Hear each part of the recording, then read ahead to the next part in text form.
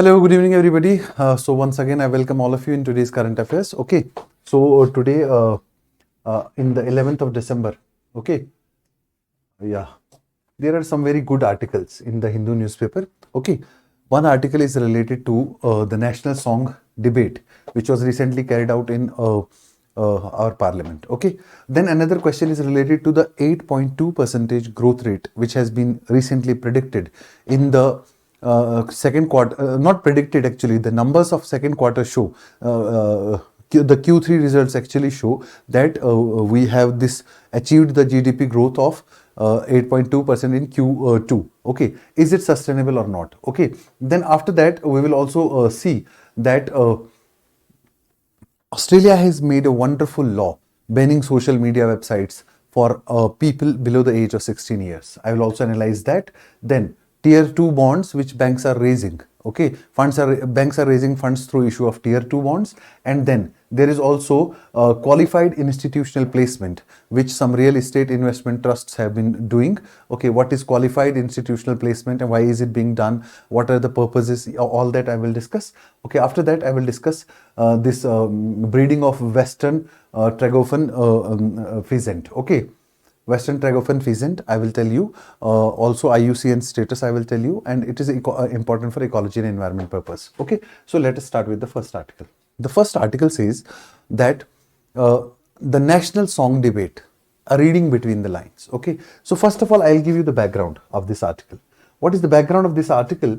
This article highlights that first of all, Government of India recently has allocated around 10 hours for debate around the national song. Why? Because 150th anniversary of national song recently. Okay, 150th anniversary of the national song Vande Mataram. I have already told you in the previous classes that who composed this national song and what was the purpose of its composition. Now today all I will highlight are some facts related to national song Vande Mataram. Okay, now please understand. In 1937, for the first time, there was a meeting of Congress Working Committee, CWC, Congress Working Committee. The question was whether Vande Mataram shall be adopted as national anthem or not. Okay, in totality it has so many stanzas, but Congress Working Committee decided that we will delete all the stanzas, first two stanzas which talk about greatness of the country, which talk about purity in the air, purity in the water, etc etc. They will be kept, उनको रखा जाएगा. ठीक है. अब working committee की इस meeting में सबसे इंपॉर्टेंट जो बात की गई कि इस गाने की तरफ एक पावरफुल सेंटीमेंट था कि इसको नेशनल एंथम जो है कंट्री का बनाया जाए, बट देन प्रॉपरली इसमें कोई डिसीजन जो है वो नहीं हुआ. ठीक है. और अभी पार्लियामेंट में इसके ऊपर डिबेट करने का क्या पर्पस है? एक इशू जो 1937 में सेटल हो चुका, तो अभी इसके ऊपर डिबेट करने का क्या पर्पस है? ये इस आर्टिकल में मेनली हाईलाइट किया गया और थोड़े से बेसिक फैक्ट्स दिए गए कि जब कांग्रेस वर्किंग कमेटी का रेजोल्यूशन पास हुआ तो मुस्लिम लीग ने भी इसको प्रॉपरली सपोर्ट किया. ठीक है. और ये बाद में बंकिम चंद्र चटर्जी का जो वंदे मातरम नेशनल सॉन्ग है, ये एक जर्नल बंगदर्शन, ओके, 1875 में एक ये जर्नल में भी पब्लिश हुआ. उस जर्नल का नाम भी मेंशन किया गया है, बंगदर्शन. बंगदर्शन. ठीक है. जब आपके पास ये पीडीएफ आ जाएगा तो आप पीडीएफ में बड़ा क्लियरली पढ़ पाओगे. मैंने यहाँ पे हाईलाइट भी कर लिया है कि एक जर्नल बंगदर्शन है जिसमें ये मेंशन भी किया गया. ठीक है. और उसके बाद गवर्नमेंट ऑफ इंडिया 90 एक्ट जब हुआ 1935 का, गवर्नमेंट ऑफ इंडिया एक्ट 1935, इसमें elections to the provincial legislature as well as central legislature commitment किए गए. पॉलिटी में बेसिक्स में आपने पढ़ा होगा. लेकिन बाद में इलेक्शन सिर्फ प्रोविंशियल लेजिस्लेचर में हुआ. तो प्रोविंशियल लेजिस्लेचर में जब इलेक्शंस हुआ, मेजॉरिटी ऑफ प्रोविंसेस में कांग्रेस की मेजॉरिटी आई. ठीक है. उसके बाद मुस्लिम लीग ने भी कई सारे प्रोविंसेस में जो है वो कई सारे प्रोविंसेस में मुस्लिम लीग का भी जो है गवर्नमेंट बना. ठीक है. फाइनली जब 1946 में कैबिनेट मिशन प्लान के तहत कॉन्स्टिट्यूएंट असेंबली का जो फॉर्मेशन हुआ, ठीक है, उसमें अगर आप मेंबरशिप देखोगे तो 208 members were from Congress. Okay. Then also 73 members were from Muslim League, 73 members were from the Muslim League, and बाकी others से 15 members were from the others. ठीक है. ये हो गए इलेक्टेड मेंबर्स. इलेक्टेड के साथ कुछ मेंबर्स जो है वो प्रिंसली स्टेट से भी नॉमिनेटेड थे, plus 93 members were nominated from the princely states. तो अगर आपने पॉलिटी बेसिक्स अच्छे से पढ़ा है तो टोटल ऑफ 389 मेंबर्स थे।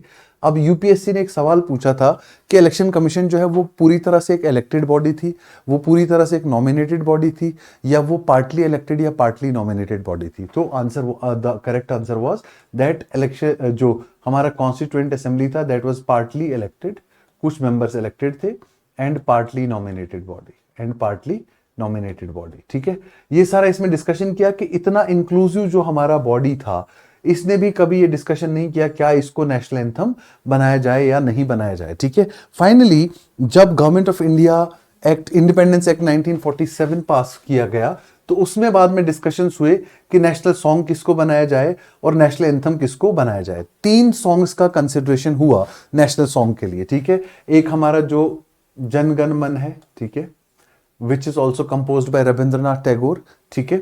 एक है वंदे मातरम, ठीक है, which is composed bye again Rabindranath Tagore, and एक है सारे जहां से अच्छा हिंदुस्तान हमारा, विच वॉज कंपोज्ड बाय सारे Jahan Se Achha was composed by Allama Mohammad Iqbal. But since Allama Mohammad Iqbal की लेटर एजेस में, अगर आप मॉडर्न हिस्ट्री बहुत अच्छे से पढ़ोगे तो इनकी एलियनेशन जो है, इनकी जो इंक्लिनेशन है, that went towards the demand of Pakistan, which he let in his later stages started supporting, ठीक है।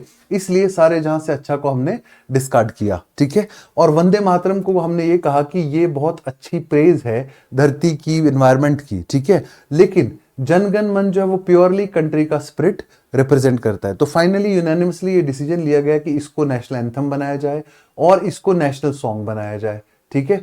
उसके बाद हमारा एक एक्ट पास हुआ, जिस एक्ट के तहत हमको अपने नेशनल सिंबल्स की, नेशनल मॉन्यूमेंट्स की या नेशनल फ्लैग की रिस्पेक्ट करना है। उस then there was one act, ठीक है। उस एक्ट के तहत हमको पूरे अपने जितने भी हमारे सिंबल्स हैं, नेशनल सिंबल्स, उनकी थॉरोली क्या करनी है, रेस्पेक्ट करनी है। उस एक्ट का नाम भी मेंशन्ड है इस आर्टिकल में, that is national honours act, that is national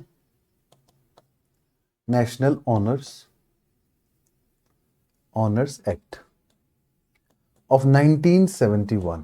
इस एक्ट ने कहा कि you can not disrespect the national flag, you can not disrespect the national anthem, you can not disrespect the national symbols, ठीक है, ideas and institutions.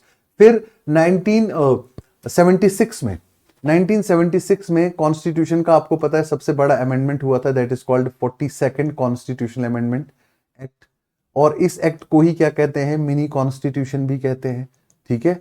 इस act ने क्या कहा कि हमारे पास जो है इन सारे नेशनल सिंबल्स को रेस्पेक्ट करने के लिए ये हम क्या बनाएंगे, एक फंडामेंटल ड्यूटी बनाएंगे। So article 51 clause A was added and the chapter in part 4 of the constitution, part 4A of the constitution, ठीक है। And that part was fundamental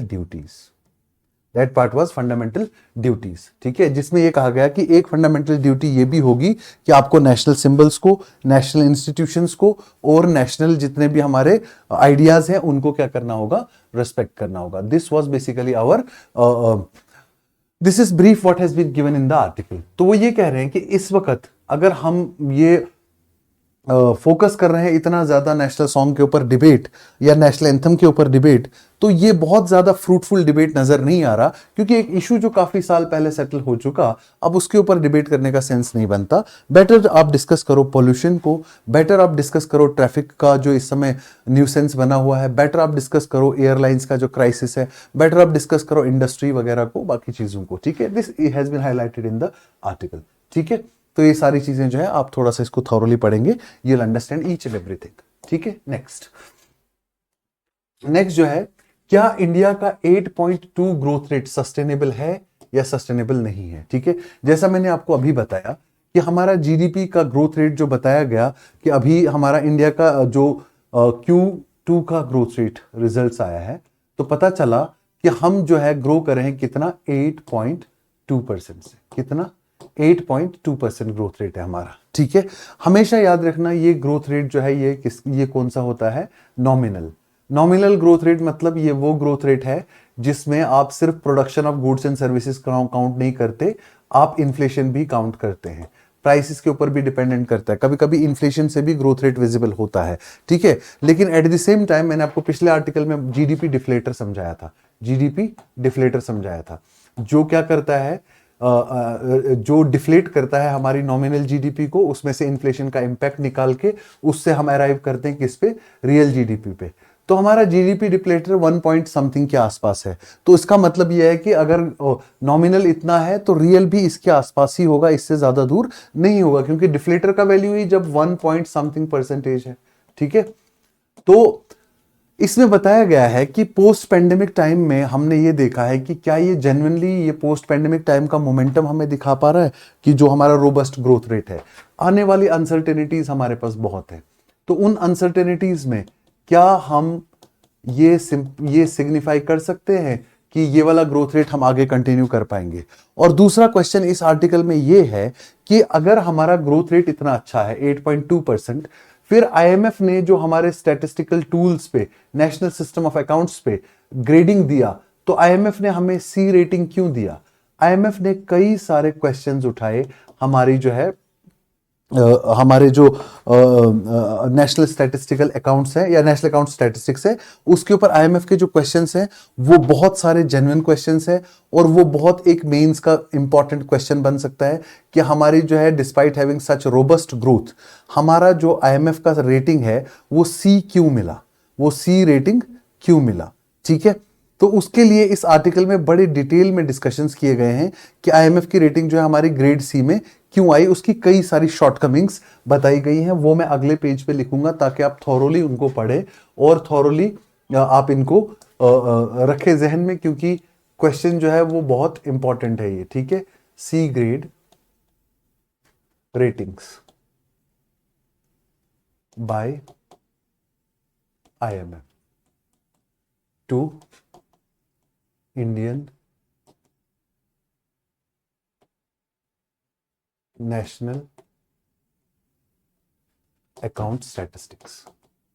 हमारे जो नेशनल अकाउंट स्टैटिस्टिक्स है उसको क्यों आईएमएफ ने सी ग्रेड दिया, ठीक है। उसके मैं आपको इस आर्टिकल से रीजंस निकाल के दूंगा, इससे बेस्ट किसी आर्टिकल में आपको रीजंस नहीं मिलेंगे, ठीक है।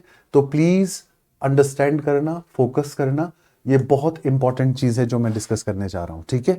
अब ये जो सी ग्रेड रेटिंग मिला है उसका पहला रीजन जो आईएमएफ ने बताया है, जस्ट अ सेकेंड, उसका आईएमएफ ने जो पहला रीजन बताया है वो ये बताया है कि हमारा बेस ईयर जो है वो आउटडेटेड है। ए, आउटडेटेड बेस ईयर, कि हम जो अपना डेटा कैलकुलेट करते हैं वो कैलकुलेट करते हैं हम 2011-12 को अपना बेस ईयर मानते हैं, उसके ऊपर कैलकुलेट करते हैं, ठीक है। 2011-12 यहां फिर मैं पिछले न्यूज़पेपर की पिछले आर्टिकल की तरफ रेफर करूंगा जहां मैंने बेस ईयर का डिस्कशन किया है। बेस ईयर क्या होता है? ये एक साल होता है, एक ईयर होता है जो पास्ट में होता है, जिसको हम रेफरेंस पॉइंट मानते हैं आज का डेटा कैलकुलेट करने के लिए रियल टर्म्स में, क्योंकि उसमें हम इन्फ्लेशन फिर कैलकुलेट नहीं करते, ठीक है। तो हमारा बेस ईयर को अपडेट करने की जरूरत है। इसके लिए मैंने आपको रिफॉर्म भी एक बताया कि हमारी कंट्री ने विश्वनाथ गोल्डर कमेटी जो है वो बिठाई है इस चीज के लिए 2023 में, for revision of base year, for revision of base year. और प्रपोज्ड बेस ईयर कौन सा है? 2022-23 जो है वो बताया जा रहा है कि that can be the next base year. जब चेंज होगा तो I will explain each and everything very thoroughly. ठीक हो गया पहला पॉइंट। दूसरा पॉइंट जो है आईएमएफ ने हाईलाइट किया है कि हमारा जो जो हम यूज करते हैं इन्फ्लेशन को कैलकुलेट करने के लिए जो हम डेटा यूज करते हैं, ठीक है। दूसरा पॉइंट बताया कि इन्फ्लेशन को हम कैसे कैलकुलेट करते हैं, ठीक है। इन्फ्लेशन को कैलकुलेट करने के लिए हमारे पास we are using only wholesale price index and consumer price index, ठीक है। But we don't have producers price index, क्योंकि producer price index will check the inflation at producers level, producer price index. अगर हमारे पास ये तीनों index होते तो हम जो है इन्फ्लेशन का ज्यादा बेटर पिक्चर दे पाते, लेकिन हम ओवर एक्सेसिव यूज कर रहे हैं किसका? होलसेल प्राइस इंडेक्स का, ठीक है। और डिफ्लेटर भी हम होलसेल प्राइस इंडेक्स से ही निकाल रहे हैं, जबकि होलसेल प्राइस इंडेक्स में सर्विसेज इंक्लूडेड ही नहीं है, ठीक है। तो प्रोड्यूसर प्राइस इंडेक्स की हमें जरूरत है। तीसरा बहुत important point, conceptually very very important and relevant point, उन्होंने कहा we are using single deflation method, we are using single deflation method. जबकि ग्लोबल प्रैक्टिस, बेस्ट प्रैक्टिस क्या है? डबल डिफ्लेशन प्रैक्टिस है। We are not using double deflation, not double deflation, not double deflation. यहां पे आपको जानने के लिए सबसे इंपॉर्टेंट पॉइंट है कि सिंगल डिफ्लेशन क्या होता है और डबल डिफ्लेशन क्या होता है। सबसे पहले डिफ्लेशन क्या होता है, ठीक है। सबसे पहले आप याद रखना डबल डिफ्लेशन, डिफ्लेशन का मतलब क्या होता है कि जब हम जीडीपी को, नॉमिनल जीडीपी, जो इन्फ्लेशन की वजह से हमें नंबर्स जो है एग्जेजरेटेड भी दिख सकते हैं, उसको हम कम करने के लिए एक इंडेक्स, एक स्टैटिस्टिकल टूल यूज करते हैं जिसे आप जीडीपी डिफ्लेटर कहते हो, ठीक है। क्या कहते हो? GDP deflator. तो जीडीपी डिफ्लेटर को से जब हम नॉमिनल जीडीपी को ट्रीट करते हैं ताकि हम रियल जीडीपी पे अराइव हो जाएं, उसको हम कहते हैं जीडीपी डिफ्लेशन। ये प्रोसेस है किसका? डिफ्लेशन का, ठीक है। लेकिन हमारा जो डिफ्लेटर है, अब इन्फ्लेशन जो होता है वो 3 लेवल्स पे होता है। Inflation on inputs, raw material वगैरह, और इन्फ्लेशन ऑन आउटपुट्स। हम सिर्फ आउटपुट पे महंगाई देखते हैं, आउटपुट की महंगाई, और उसी को डिफ्लेट करते हैं बाद में जीडीपी पे आने के लिए। लेकिन ये क्या कह रहे हैं कि सिंगल डिफ्लेशन, सिर्फ आउटपुट पे आप डिफ्लेट करते हो अपनी नॉमिनल जीडीपी को, ये पूरी क्लियर पिक्चर नहीं देखता। बेटर क्या है कि आप इनपुट के ऊपर भी डिफ्लेट करो और आउटपुट के ऊपर भी डिफ्लेट करो अपने नंबर्स को, ताकि आपकी एक्चुअल पिक्चर जो है वो सामने आ जाए, ताकि एक्चुअल जीडीपी आपका जो है वो सामने आए, ठीक है। उसके बाद सिंगल जीडीपी डिफ्लेटर क्या करता है कि रियल जीडीपी ग्रोथ कैलकुलेट करता है नॉमिनल जीडीपी ग्रोथ से, ठीक है। लेकिन ये डबल डिफ्लेशन यूज नहीं करता, ठीक है। आप क्या करते हो? हमेशा नॉमिनल वैल्यू को क्या करते हो? डिफ्लेट करते हो एक ही प्राइस इंडेक्स से, जैसे कंज्यूमर प्राइस इंडेक्स से कर लिया या फिर होलसेल प्राइस इंडेक्स से कर लिया। लेकिन डबल डिफ्लेशन में हमें करना क्या होता है? हमें इनपुट्स में भी जो महंगाई हो, रॉ मटेरियल की महंगाई जो है, उसको भी डिफ्लेट करना पड़ेगा। So double deflation is a method in which we deflate the numbers with both inflation in inputs as well as inflation in output. तो इसलिए डबल डिफ्लेशन जो है, इसने कहा है कि ये इंटरनेशनल बेस्ट प्रैक्टिस है, लेकिन हम सिंगल डिफ्लेशन यूज कर रहे हैं, ठीक है। ये तीसरा कॉज उसने बताया, ठीक है। चौथा कॉज उसने बताया कि हमारा जो अप्रोच है, हमारे नेशनल इनकम कैलकुलेट करने का या जीडीपी कैलकुलेट करने के 3 मेथड्स है, इनकम मेथड, एक्सपेंडिचर मेथड और प्रोडक्शन मेथड। लेकिन जब हम एक्सपेंडिचर मेथड और प्रोडक्शन मेथड दोनों से जीडीपी कैलकुलेट करते हैं, एंड रिजल्ट जो है वो डिफरेंट आते हैं। इसका मतलब हमारे डेटा सोर्सेज जो है वो कहीं ना कहीं पे प्रॉब्लम कर रहे हैं, और हमारी मेथडोलॉजी या अप्रोच जो है वो कहीं ना कहीं प्रॉब्लम कर रही है। तो क्या कहा उसने कि there are discrepancies in methodology, discrepancies in methodology. और मेनली कौन सी मेथडोलॉजी में डिस्क्रिपेंसीज है? हमारा इनकम मेथड और expenditure method, income and expenditure method, income method and expenditure method. इन दोनों मेथड्स में क्या है? हमारी डेटा डिस्क्रिपेंसीज हैं। तो हमको इन मेथड्स को जो है थोड़ा सा क्या करना पड़ेगा कि एक्सपेंडिचर मेथड में हमको और ज्यादा एरियाज को कवर करना पड़ेगा, ताकि हम बहुत क्लियरली अपना फिगर पुटअप कर पाएं कि हमारे एक्सपेंडिचर मेथड से जीडीपी जो है वो कहां से आ रही है, what are the sources of our GDP. ठीक हो गया? ओके। उसके बाद नेक्स्ट जो चीज उन्होंने इसमें बताई है इस आर्टिकल में, next very important thing which has been discussed in the article, lack of seasonally adjusted data, lack of seasonally adjusted data, lack of seasonally adjusted data. अच्छा, इन्फ्लेशन हर चीज की हर सीजन में सेम नहीं होती। अगर आप देखोगे वुलन क्लोथ्स बहुत महंगे नहीं होते समर्स में, लेकिन वुलन क्लोथ्स बहुत महंगे हो जाते हैं विंटर्स में। तो आप इन्फ्लेशन हमेशा जो है अलग अलग सेक्टर्स की, अलग अलग सेक्शंस की कॉमन ले लेते हो, सीजनली एडजस्टेड डेटा आपके पास अवेलेबल नहीं है। ठीक है, अब हम जो हमारा जो टेक्निक है वो ये है कि हम क्वार्टरली डेटा लेते हैं। अच्छा, हर क्वार्टर में सीजन डिफरेंट होता है, Q1 में सीजन अलग होता है और Q2 में सीजन अलग होता है। Q1 जो है वो प्योरली जो है वो ऑनसेट ऑफ स्प्रिंग सीजन होता है, उसके कंपैरिजन में Q3 प्योरली विंटर होता है। ठीक है, तो सीजन्स के हिसाब से जब इन्फ्लेशन चेंज हो, प्राइस लेवल्स चेंज हो, तो आपके पास वो प्राइस एडजस्टेड डेटा नहीं होता। उसकी वजह से भी क्या है, आपके पास डेटा में डिस्क्रिपेंसी आ जाती है। और लास्ट उन्होंने कहा कि आपके पास post 2019 we have lack of data from states and local bodies, states और लोकल बॉडीज से हमारे पास डेटा कम है। ये कब की बात है? 2019 के बाद की बात है, ठीक है। तो ये सारी चीजों की वजह से हमारा क्या है कि जीडीपी नंबर्स जो है वो बहुत ज्यादा कैटेगोरिकली बहुत अच्छे नहीं माने गए वर्ल्ड लेवल पे, इसलिए आईएमएफ ने हमें क्या दे दिया, हमें रिपोर्ट दे दिया, क्या हमें सी ग्रेड दे दिया हमारे नेशनल अकाउंट स्टैटिस्टिक्स के ऊपर, ठीक है। अब हम फिर भी ये कहते हैं कि हमारा ग्रोथ रेट 8% प्लस है, वर्ल्ड एवरेज जो है वो अराउंड 3% है, चलो हम मानते हैं कि 1-2% की इसमें डिस्क्रिपेंसी भी हो, लेकिन रियल डेटा 6% से तो ऊपर है, वर्ल्ड से तो कम डबल है हमारा, ठीक है। तो that is already the good thing which we can say, ठीक है। इसमें एक स्टेटमेंट बहुत अच्छा है, उसमें वो स्टेटमेंट ये कहा गया है कि हमारा जब भी हम अपने आप से बात करते हैं, ठीक है, या किसी और से बात करते हैं, हम 2 चीजें उस वक्त नोटिस करते हैं अपनी लाइफ के अंदर, ये मोरालिटी से रिलेटेड है कि एक जो हम चिल्ला के दूसरे को बोल रहे हैं, सुनाना चाहते हैं, एक वो रियलिटी जो हमको डीप इनसाइड खुद में पता होती है और हम अपने ही अंदर विस्पर कर रहे होते हैं कि रियलिटी तो ये है। समझ रहे मेरी बात को? तो इस आर्टिकल में कहा कि ये जो 8.3% है, ये वो जोर से चिल्लाने वाली बात है जो हम दुनिया को सुनाना चाहते हैं, और हमारी जो आईएमएफ से सी ग्रेड की रेटिंग मिली है, ये वो चीज है जो हम धीरे धीरे अंदर ही अंदर विस्पर करते हैं, या आईएमएफ हमारे कान में विस्पर कर रही है, आईएमएफ हमारे कान में क्या कर रही है, विस्पर कर रही है। समझ रहे मेरी बात को? ठीक है।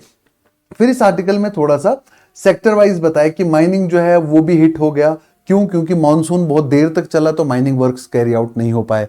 दूसरा इसने बताया कि इलेक्ट्रिसिटी का प्रोडक्शन, जो इलेक्ट्रिसिटी कंजम्पशन उतना ज्यादा नहीं हुआ पास्ट में जितना पहले होता था, क्योंकि विंटर्स बहुत माइल्ड रही पिछले साल, तो इलेक्ट्रिसिटी का consumption for heating purposes, for other purposes थोड़ा कम रहा, ठीक है। उसके बरकस ये बताया गया कि एग्रीकल्चर भी जो ग्रोथ है वो सिर्फ 3.5% है, यूटिलिटीज का ग्रोथ जो है वो ऑलमोस्ट 4.4% है, ठीक है। लेकिन सर्विस सेक्टर का ग्रोथ अगर आप देखोगे तो कहा गया कि सर्विस सेक्टर का ग्रोथ सबसे ज्यादा है, ठीक है। लेकिन ओवरऑल जो है हमारा ग्रोथ रेट 8.2% के आसपास रुका है, ठीक है। और यह भी बताया गया कि हमारा एग्रीकल्चर का सेक्टर का जो इस समय जीडीपी में कंट्रीब्यूशन है वो अराउंड 14% पहुंच गया एग्रीकल्चर के साथ, लेकिन वो माइनिंग को भी रख रहे हैं, प्राइमरी सेक्टर, ठीक है। Contribution of primary sector, primary का मतलब होता है एग्रीकल्चर, माइनिंग एंड क्वेरिंग, ठीक है, 14% है। सेकेंडरी सेक्टर जो मैन्युफैक्चरिंग सेक्टर है, सेकेंडरी सेक्टर, ठीक है, सेकेंडरी सेक्टर का बता रहे हैं अराउंड 26% जीडीपी में कंट्रीब्यूशन, और हमारा सर्विस सेक्टर जो है वो क्या है, अराउंड 60%। लेकिन 45% लोग अभी भी जॉब कहां कर रहे हैं, प्राइमरी सेक्टर में कर रहे हैं। इसका मतलब सर्विस सेक्टर जो है वो ग्रो तो कर रहा है, लेकिन जॉबलेसनेस वहीं से है, हमारे अनएम्प्लॉयमेंट वहीं से है। ये सारा डिटेल इस आर्टिकल में दिया गया है, और कहा गया है कि हमको स्ट्रक्चरल रिफॉर्म्स करने पड़ेंगे, स्टैटिस्टिकल इंप्रूवमेंट करनी पड़ेगी, ताकि हम अच्छी ग्रोथ रेट दिखा सके वर्ल्ड को भी, और एक्चुअल में भी वो ग्रोथ रेट बहुत अच्छी हो। This is all discussed in this article. समझ में आ गया आपको? ठीक है। इसके बाद हमारा नेक्स्ट चीज जो डिस्कस किया गया है इस आर्टिकल के अंदर, नेक्स्ट आर्टिकल, ऑस्ट्रेलिया ने सोशल मीडिया के ऊपर बैन लगाया कि जो भी अंडर 16 लोग हैं उनके ऊपर बैन लगा दिया, ठीक है। ऑस्ट्रेलिया के प्राइम मिनिस्टर एंथनी एल्बनीज, ठीक है, एंथनी एल्बनीज ने एक किस लाइट में लाया ये डिसीजन? उसने कहा पेरेंट्स को जो किड्स हैं वो किड्स लगे, और किड्स को भी ये पता हो कि हम किड्स ही हैं। आजकल किड्स इंटरनेट मोबाइल पकड़ के क्या हो जाते हैं, वो पेरेंट्स के भी पेरेंट्स बनने की कोशिश करते हैं, जो साइड इफेक्ट्स हैं सोशल मीडिया के, ठीक है। तो इसलिए Facebook, Instagram, kick, Reddit, Snapchat, threads, TikTok, x, YouTube, Twitch, ये सारे वेबसाइट्स जो हैं वो अंडर 16 जो है वो बैन कर दिए गए, और सबको गाइडलाइन इशू कर दिया कि जितने भी आपके पास अंडर 16 लोग हैं, 16 ईयर से कम की एज वाले लोग हैं, उनके अकाउंट्स क्या कर दो, ब्लॉक कर दो। ये ऑस्ट्रेलिया के जो ई सेफ्टी कमिश्नर है उन्होंने ये क्या कर दिया कि ये डायरेक्शंस दे दी सारे सोशल मीडिया प्लेटफॉर्म्स को। लेकिन सोशल मीडिया प्लेटफॉर्म्स में सबसे बड़ा जो टेक जायंट है वो है मेटा, ठीक है, मेटा। मेटा का कहना है कि हम तो बंद कर देंगे, लेकिन इसकी क्या गारंटी है कि फिर आपके 16 साल के बच्चे दूसरे प्लेटफॉर्म्स पे नहीं जाएंगे, और जो दूसरे प्लेटफॉर्म्स हैं वो ज्यादा इनसिक्योर हैं। हमारा फिर भी सिक्योरिटी बहुत ज्यादा है, हमारे सिक्योरिटी चेक्स प्रॉपर मैकेनिज्म सारे इन प्लेस हैं, लेकिन दूसरे प्लेटफॉर्म्स जो है वो इतने ज्यादा सिक्योर फिर आपको नहीं मिलेंगे। ये डाउट रेज किया गया है। जैसे लेमन8 या योप, ये सारी वेबसाइट्स हैं जिनका डाउनलोड कई ज्यादा फोल्ड बढ़ गया है जब से ये बैन जो है धीरे धीरे वर्कआउट किया जा रहा है। ठीक है, मेरा पर्सनल ये मानना है कि सोशल मीडिया का यूज डिपेंड करता है पर्सन टू पर्सन। तो ज्यादा पेरेंट्स अगर विजिलेंट रहेंगे और कंटेंट रेगुलेट करेंगे, उनके बच्चे क्या कंटेंट देख रहे हैं, वो ज्यादा एक बेटर तरीका है rather than outrightly banning the social media websites. क्योंकि सोशल मीडिया वेबसाइट्स को बैन करने से डेफिनेटली ये सही है जो मेटा या बाकी टेक जेंट्स ने एक इशू रेज किया कि हो सकता है वो और ज्यादा इनसिक्योर प्लेटफॉर्म्स पर चले जाएं, जहां पे उनकी सिक्योरिटी, उनकी प्राइवेसी और ज्यादा वल्नरेबल हो या और ज्यादा थ्रेटेंड हो जाए। ठीक है, लेकिन डिजिटल डिटॉक्स की पूरी सोसाइटी को बहुत ज्यादा जरूरत है। क्यों? क्योंकि आज की डेट में हमारे पास बैठे हुए लोग भी हमसे बहुत अच्छे से बात नहीं कर पाते, हम उनसे अच्छे से बात नहीं कर पाते, क्योंकि पूरी तरह से हम सोशल मीडिया के अंदर ही घुसे हुए हैं। हमें रील्स पे बैठ के 1 घंटा एंजॉय करना ज्यादा अच्छा लगता है एज कंपेयर टू हमारे पेरेंट्स से बात करना फॉर अ वाइल। समझ रहे हो मेरी बात को? ठीक है, तो regulation of self behaviour and regulation of discipline, ये फैमिली का एक इंपॉर्टेंट रोल बन गया है आज की डेट में। तो पेरेंट्स अगर सही से रेगुलेट करें चिल्ड्रन क्या देख रहे हैं क्या नहीं देख रहे हैं, तो मुझे लगता है ज्यादा बेटर वो ऑप्शन रहेगा as compare to banning it. ठीक है, अब उसके बाद bank of India raises 2500 crore through tier 2 bonds. ठीक है, तो यहां पे पहली चीज जो मैं आपको पढ़ाऊंगा दैट इज टीयर 2 बॉन्ड्स। पहले बॉन्ड क्या होता है? ये एक डॉक्यूमेंट होता है रिटन ऑन आरबीआई फॉर्मेट। ठीक है, और वो बॉन्ड जो खरीदेगा पैसा देगा जो बॉन्ड इशू कर रहा है। तो bond is basically a debt raising instrument. Bond is basically a debt raising instrument. आप डेट रेज कर सकते हो, ठीक है, या फंड रेज कर सकते हो, या फंड रेजिंग इंस्ट्रूमेंट भी बोल सकते हो आप इसको। लेकिन टीयर 2 बॉन्ड क्या होता है? टीयर 2 बॉन्ड मतलब आप जो पैसा रेज कर रहे हो, अगर आपकी कंपनी कल को लिक्विडेट हो तो पहले आप दूसरे डिपॉजिटर्स का पैसा रिटर्न करोगे, बाद में टीयर 2 बॉन्ड होल्डर्स का पैसा रिटर्न करोगे। सो टीयर 2 बॉन्ड को इसीलिए कहते हैं सबऑर्डिनेटेड डेट।